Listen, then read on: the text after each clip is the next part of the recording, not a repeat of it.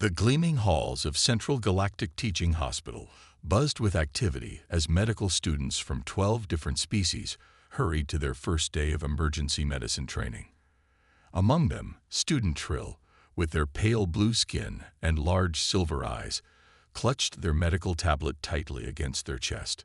Remember, their instructor, Dr. Blue, warned the group, "Today we begin our rotation with a new species admitted to the Galactic Medical Federation, humans."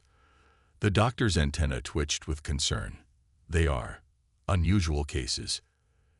The emergency alert system suddenly flashed red, and a voice echoed through the corridors. "Level 1 trauma incoming. Human patient. All senior staff to Emergency Bay 3. Dr. Blue's 4 eyes widened.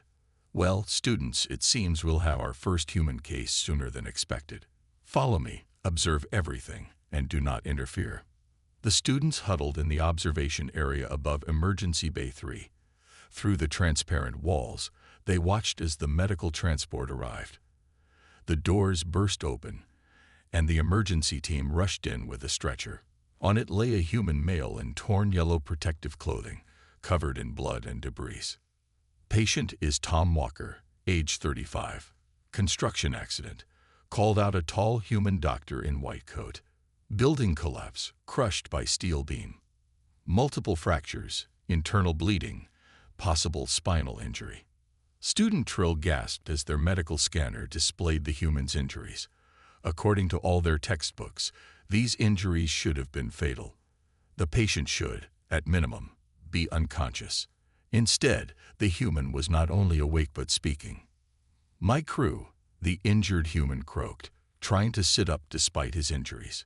"Are they okay? Did everyone get out?" The human doctor, whose name tag read Dr. Gray, gently pushed him back down. "They're all safe, Tom. You made sure of that. Now let us take care of you." Student Trill's classmate, a crystalline being named Spark, whispered in disbelief, "How is it still conscious? The pain levels must be beyond tolerance for any sentient species." Dr. Blue clicked their mandibles thoughtfully. "Humans have an interesting biological response to extreme situations. Watch and learn." Down in the emergency bay, the medical team worked with practiced efficiency. Dr. Gray called out for various treatments that seemed contradictory to everything the students had learned. The amount of blood loss alone should have meant death, yet the human's vital signs remained surprisingly stable. "Doctor," Trill raised their hand, "our medical texts state that this combination of injuries has a 0% survival rate across all known species. How is this possible?" Dr. Gray, overhearing the question, looked up at the observation area and smiled. "Those texts need updating.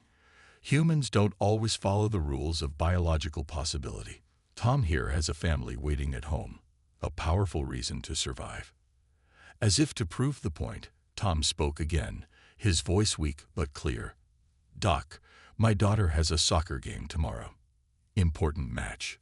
Promised I'd be there." The alien students watched in amazement as the human's vital signs actually improved after mentioning his daughter. Dr. Blue pointed to the medical readings. "Notice the spike in adrenaline and other survival hormones. Humans can literally will themselves to live through situations that should be mathematically impossible." Over the next hour, the students observed as the medical team stabilized Tom's condition. What should have been a lost cause turned into a difficult but survivable case. The human's body responded to treatments in ways that defied their xenobiology training. As they left the emergency bay, Student Trill stared at their notes in confusion. They had started the day expecting to learn standard emergency procedures. Instead, they had witnessed something that challenged everything they thought they knew about biological limitations. "Tomorrow," Dr. Blue announced to the stunned students, "we'll discuss human survival mechanisms in detail. For now, consider this. We may be teaching at this hospital, but humans like Tom have much to teach us about the true limits of life itself." Trill looked back one last time at the emergency bay, where Tom was now stable and even making jokes with the nurses. They realized their medical education was about to become far more interesting than they had ever imagined. The next morning, student Trill arrived early at Tom's recovery room. They found their classmates already there, all crowded around the observation window. The human patient, who should have been in a coma according to their textbooks, was sitting up in bed eating breakfast. "This defies all medical logic," muttered Spark, their crystalline body glowing with confusion. His body should be in shock from yesterday's trauma. Dr. Blue arrived with Dr. Gray for the morning rounds. The human doctor noticed the confused students and smiled. "Gather round, everyone. Today's lesson is about pain tolerance and healing rates." The students followed the doctors into Tom's room. Despite the massive bandages covering most of his body and the metal pins holding his bones together, the human was alert and even cheerful. "Morning, docs," Tom greeted them, then noticed the alien students. "Got quite an audience today, huh?" Dr. Gray checked Tom's vital signs while explaining to the students. In most species, this level of pain would trigger a shutdown response. The body would force unconsciousness to protect itself. Humans are different. "Different how?" asked Trill, taking notes on their tablet. Tom chuckled, then winced slightly. "We're just too stubborn to stay down, I guess." Dr. Blue's antennae twitched in excitement. Observed the patient's pain readings. They projected a holographic chart. These numbers would incapacitate any other known species, yet the human remains functional. "But how is he managing the pain?" Spark asked, their crystalline form pulsing with curiosity. "That's the fascinating part," Dr. Gray replied. "Humans have developed both biological and psychological mechanisms for pain management. Tom, would you mind demonstrating your current pain level?" Tom nodded and tried to lift his arm, causing several medical monitors to beep in alarm. The alien students gasped as the pain readings spiked off their charts, yet Tom's face showed only mild discomfort. "On a scale of 1 to 10, Dr. Gray asked, how would you rate your pain?" "Oh, about a 4, Tom replied casually. "Had worse playing football in college." The alien students quickly converted this information in their translators, then stared in shock. What Tom described as a 4 would be considered maximum survivable pain for most species. "This is why human patients require special protocols," Dr. Blue explained. "Their pain tolerance is so high that they often ignore serious injuries.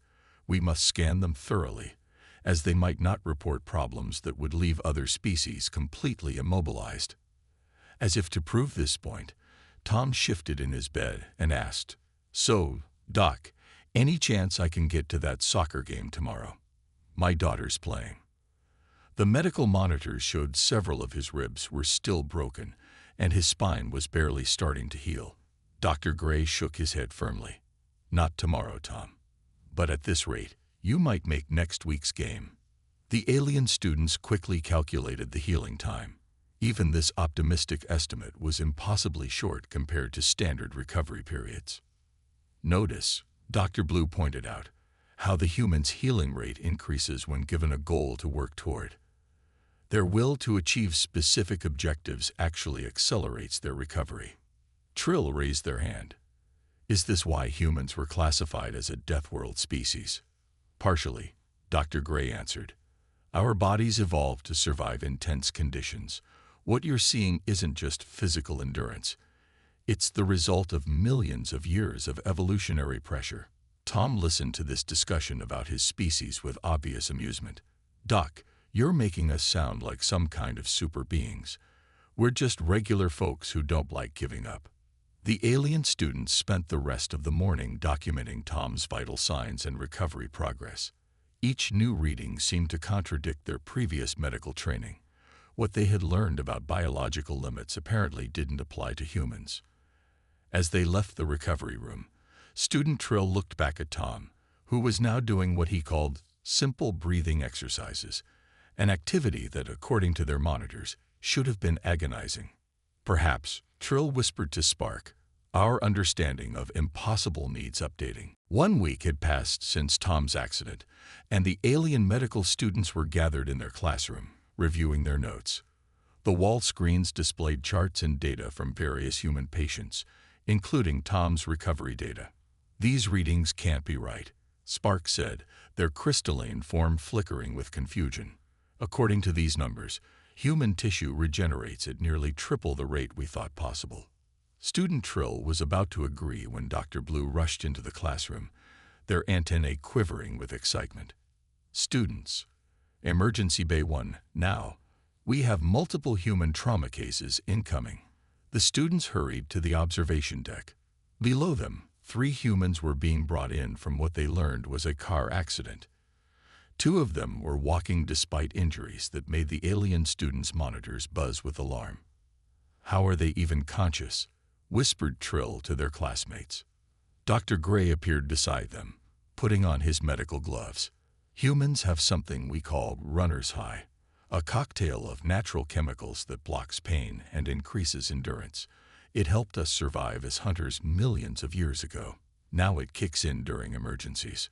The students watched in amazement as one of the walking humans actually helped lift her friend onto a medical bed, ignoring her own broken arm. The monitors showed dangerous levels of blood loss, yet she remained focused and alert. "Impossible," muttered one of the crystalline students. "Their bodies should have shut down from shock." Dr. Blue gathered the students in a corner of the emergency bay. "Today's lesson wasn't planned, but it's important. We're going to document everything these humans do that contradicts our medical textbooks." Over the next few hours, the students observed as the humans recovered from their injuries. They watched in disbelief as the patients' bodies began healing at rates that violated known biological laws. "Look at this bone scan." Dr. Gray pointed to a screen. "In most species, this break would take 3 months to heal. In humans, we're already seeing new bone growth after just hours." Student Trill raised their hand. "But doctor, this violates the universal healing constant. How can their cells divide this quickly without causing mutations?" "That's the fascinating part," Dr. Gray replied. "Human DNA includes repair mechanisms we're only beginning to understand. They can heal rapidly without increasing cancer risks significantly." One of the human patients, overhearing this, laughed despite her injuries. "You folks make it sound special. We're just doing what humans always do, getting back up when we're knocked down." Dr. Blue's antennae twitched rapidly. "Students, record that statement. This psychological factor, this getting back up mentality, seems to directly influence their healing rates." The students spent the rest of the day documenting every seemingly impossible thing they witnessed. They recorded humans refusing pain medication that other species would desperately need. They watched as patients began physical therapy far earlier than should be possible. "Doctor," Trill asked Dr. Gray as they reviewed the day's data, "why isn't this information in our standard medical texts?" Dr. Gray smiled. "Because humans have only recently joined the Galactic Medical Federation. We're still surprising people. Did you know that some alien hospitals used to pronounce humans dead simply because their hearts stopped? They didn't realize we could be revived several minutes later." The students stared at him in shock. In their species, even a few seconds of stopped heart function meant permanent death. As the day ended, Dr. Blue gathered their students. "Tomorrow, we'll begin writing a new chapter for the medical books. Everything you've seen today. The rapid healing, the pain tolerance, the psychological resilience. It all needs to be documented." Trill looked at their notes, then at the recovering humans in the emergency bay. They realized they weren't just learning medicine anymore. They were helping rewrite the laws of biology themselves. Perhaps, they thought, watching a human patient already trying to walk just hours after surgery, impossible is just a word that hasn't met humans yet. The emergency alert sounded different this time. A long, low tone that none of the alien medical students had heard before. They rushed to Emergency Bay 2, where Dr. Blue was already waiting. Today, their instructor announced, "You'll witness something unique." Search and Rescue found a human who survived 3 days in the wilderness after a shuttle crash. The medical transport arrived, and the students watched as they brought in a middle-aged human male. His clothes were torn, his body covered in cuts and burns, and according to their scanners, he had a broken leg. Yet he was conscious and trying to sit up. "Patient's name is Bob," Dr. Gray announced as he entered. "Found 50 miles from the crash site. He walked that distance with his injuries." Student Trill's tablet slipped from their fingers. Walked? With these injuries? For 3 days. The human patient, Bob, looked up at the surprised aliens. Had to find help. No emergency beacon. Figured walking was better than waiting. Dr. Blue's antennae trembled with excitement. "Students, you're witnessing what humans call persistence hunting behavior. Their ancestors chased prey until it collapsed from exhaustion. This ability to keep moving despite injuries became part of their survival instinct." As the medical team treated Bob's wounds, he told his story. After the shuttle crashed, he realized help might not come quickly. Despite his broken leg, he fashioned a makeshift crutch from shuttle debris and started walking toward the nearest settlement. "Used the stars for navigation," Bob explained as a nurse cleaned his wounds. "Like my grandfather taught me. Kept moving during the day, found shelter at night." The alien student's monitors showed severe dehydration, multiple infections, and enough injuries to immobilize most species. Yet this human had walked 50 miles through rough terrain. "But the pain?" Spark asked, their crystalline form pulsing with confusion. "How did you manage it?" Bob shrugged, then winced at the movement. "You stop thinking about pain after a while. Just put it in a box in your mind and keep going, one step at a time." Dr. Gray used this as a teaching moment. Humans can enter what we call a flow state during extreme situations. Their minds can actually suppress pain signals when survival is at stake. They can consciously override their nerve signals. Trill asked in disbelief. "Not exactly," Dr. Blue explained. "But their bodies produce natural painkillers during prolonged physical stress. Combined with their psychological resilience, it allows them to endure conditions that would break most species." The students watched as the medical team treated Bob's injuries. Despite everything he'd been through, his vital signs were surprisingly stable. He even joked with the nurses about missing his favorite breakfast food during his ordeal. "Notice," Dr. Gray pointed out, "how his body is already adapting to the trauma. His healing response started during the walk. By keeping moving, he actually prevented some muscle damage that usually occurs with prolonged inactivity." Student Trill made careful notes. "So the human survival instinct can actually aid in recovery." "Exactly," Dr. Blue replied. "Their bodies evolved to keep moving through injuries. In their planet's early history, stopping meant death." As they stabilized Bob's condition, he asked about the shuttle's black box. He had carried it the entire 50 miles, hidden under his torn jacket. The medical team found it still clutched in his hand, his fingers so tightly wrapped around it they had to carefully pry them loose. "The data could prevent another crash," Bob explained simply, as if that justified his incredible journey. The alien students left the emergency bay that day with a new understanding. Humans didn't just survive. They pushed through impossible situations with a determination that defied medical science. "I think I understand now," Trill said to their classmates as they reviewed their notes. Humans don't just have amazing bodies. Their minds simply refuse to accept defeat. In his hospital bed, Bob was already asking when he could start physical therapy, making plans for his recovery even as the medical team was still treating his wounds from survival. Student Trill sat in the hospital's research library, surrounded by holographic displays showing data from the past month's human patients. Their crystalline classmate Spark floated nearby, helping organize their findings. "Look at these patterns," Trill said, pointing to a chart. "Every human patient we've treated has broken at least one universal medical law. We need to document this." Dr. Blue entered the library, followed by Dr. Gray. Both looked excited as they saw their students already hard at work. "I see you've started on the research paper." Dr. Blue's antennae wiggled with approval.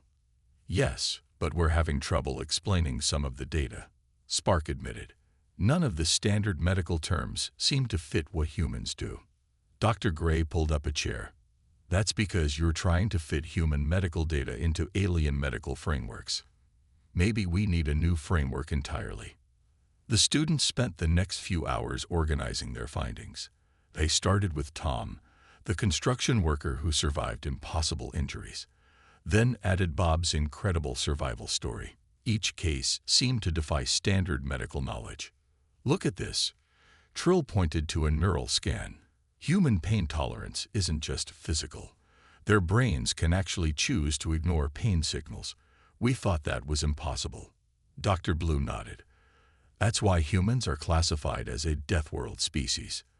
Their home planet was so dangerous that only the strongest survivors could pass on their genes. But it's more than just physical adaptations, Spark added, their crystal body glowing with excitement. Their mental state seems to directly affect their healing rate. They pulled up more patient data.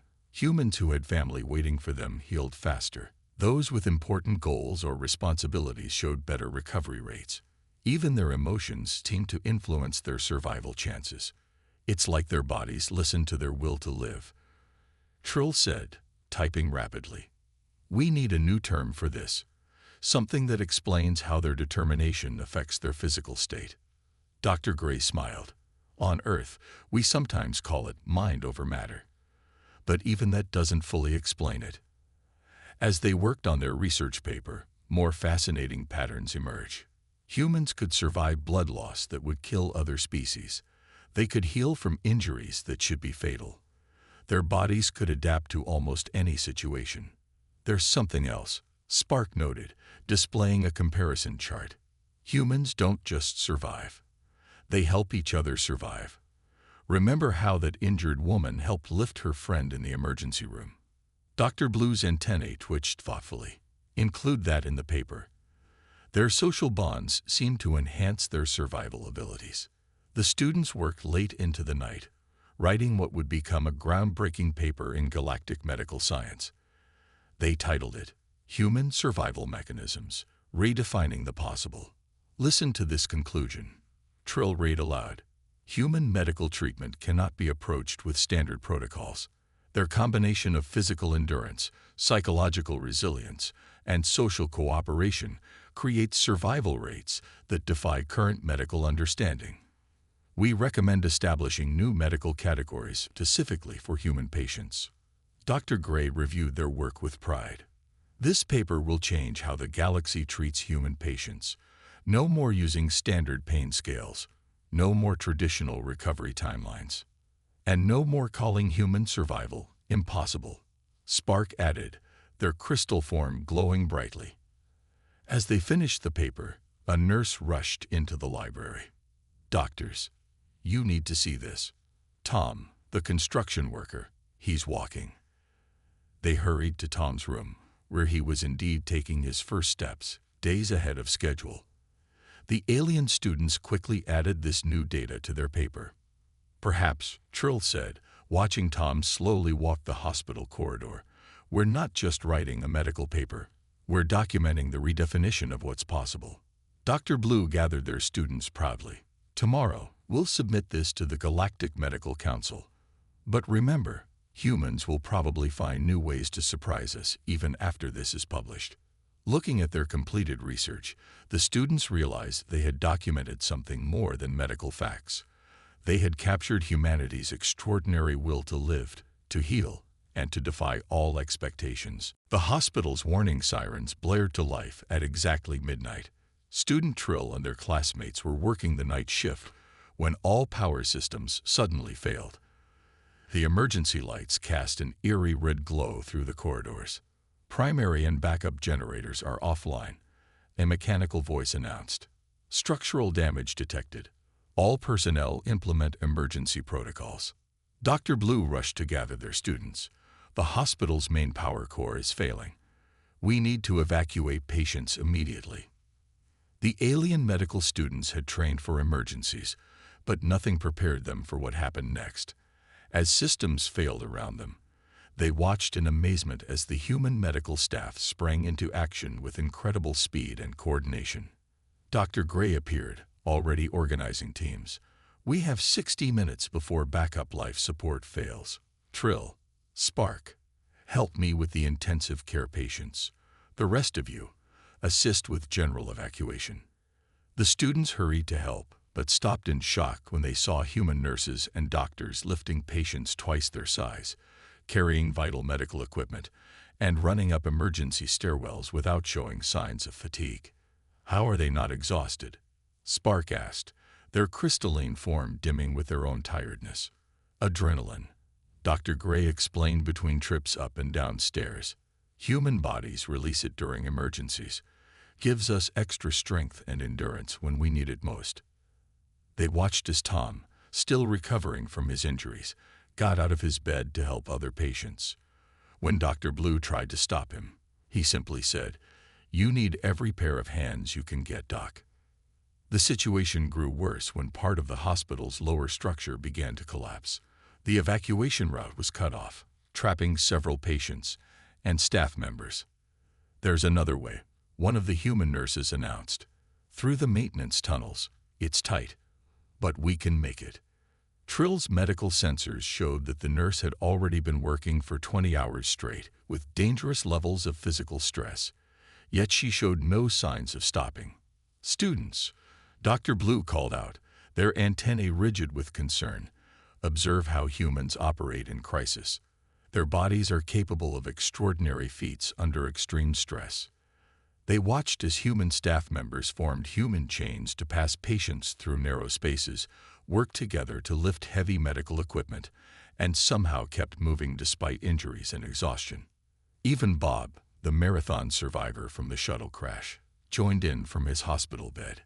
Had enough of lying around anyway, he said, helping to guide people through the maintenance tunnels he'd already memorized during his short stay. As the evacuation continued, Trill noticed something remarkable. The humans weren't just pushing through their own physical limits, they were actively taking on the most dangerous tasks to protect others. "The area ahead is unstable," they heard Dr. Gray say. "I'll go first to test it."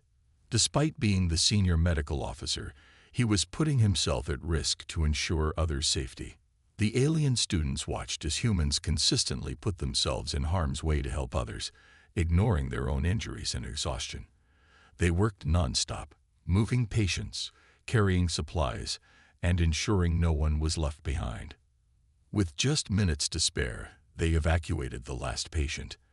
As they gathered in the safety zone outside, Trill checked their medical scanner in disbelief. "Doctor," they said to Dr. Blue, "these readings, the humans have been operating at maximum physical exertion for hours. By all medical standards, they should have collapsed long ago." Dr. Blue's antennae twitched thoughtfully. "Perhaps we need to add a new chapter to your research paper. Human emergency response capabilities seem to be just as remarkable as their recovery abilities." As the emergency teams arrived to stabilize the hospital systems, the alien students watched the human medical staff already organizing temporary treatment areas, checking on patients, and planning next steps. "You know what's truly remarkable?" Spark observed. "They're not even acting like what they did was special."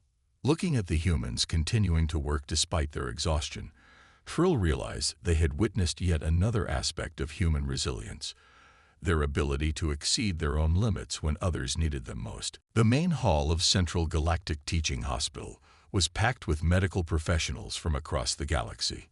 Student Trill stood on the stage alongside their classmates, preparing to present their research findings on human medical capabilities. Their research paper, Human Survival Mechanisms, Redefining the Possible, had caused quite a stir in the galactic medical community. Many senior doctors had traveled light years to attend this presentation.